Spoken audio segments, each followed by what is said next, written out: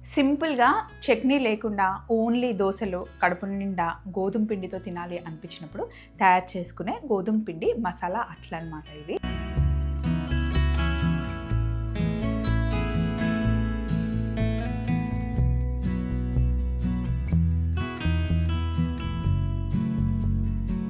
చిన్నప్పుడు మా అమ్మ రెగ్యులర్గా చేసేది, మధ్య మధ్యలో చేసుకునే వాళ్ళం, ఇప్పుడు మొత్తానికి మర్చిపోయాం, సడన్గా గుర్తొచ్చింది.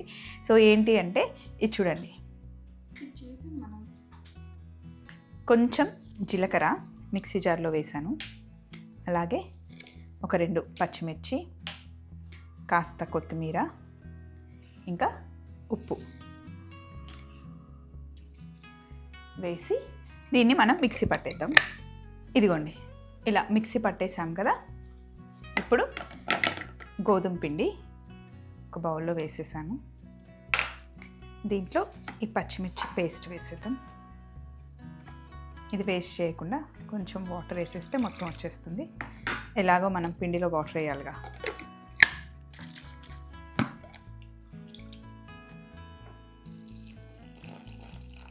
వాటర్ ఇందులో వేసేసి అలాగే కాస్త బొంబాయి రవ్వ వేస్తే మంచి క్రిస్పీగా వస్తాయి అన్నమాట. ఇవంతా వేసి మంచిగా మిక్స్ చేసేయాలి.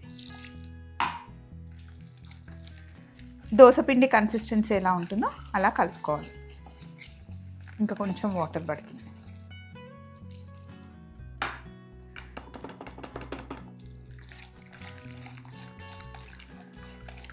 ఇందులో నేనైతే ఉల్లిపాయలు వేస్తానండి, కొంతమంది ఉల్లిపాయలు వేసుకోరు, బట్ ఉల్లిపాయలు వేస్తే బాగుంటుంది. ఇదిగోండి ఉల్లిపాయలని కూడా కట్ చేసి పెట్టేశాను సన్నగా, మంచి క్రిస్పీగా బాగుంటుంది. అంతే, అట్ల బ్యాటర్ రెడీ అయిపోయింది. ఇప్పుడు మనం అట్ల వేసుకోవడమే. పెనం వేడెక్కిన తర్వాత ఇదిగోండి, మరి సన్నగా అయితే రావండి, కొంచెం ఉల్లిపాయలు వేసాం కదా లావుగానే ఉంటాయి, అండ్ చిన్న చిన్నగానే వేసుకోండి బాగుంటాయి. నూనె అయినా వేసుకోవచ్చు, నెయ్యి అయినా వేయచ్చు. నేనైతే నెయ్యి వేస్తున్నా.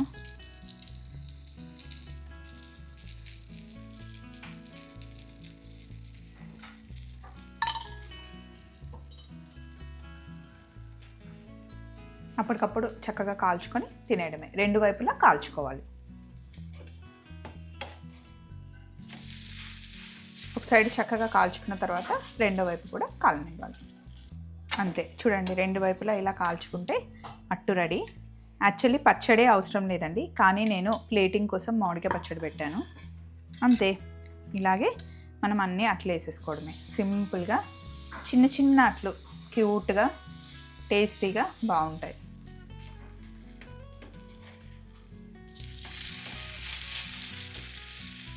మంచిగా ఎన్ని కావాలంటే అన్నీ సూపర్గా గిల్ట్ ఫ్రీగా లాగిచ్చేయచ్చు అనమాట. ఊరికే చపాతీలు చేయాలి అంటే మనకి బోర్ కొడుతుంది కదా, అమ్మ అంత ఓపిక లేదు అనుకుంటే ఇట్లా సింపుల్గా అట్లు కూడా వేసుకోవచ్చు. సో రెసిపీ నచ్చిందని నేను అనుకుంటున్నాను. మళ్ళీ ఇంకొక రెసిపీతో కలుసుకుందాం. Take care, bye.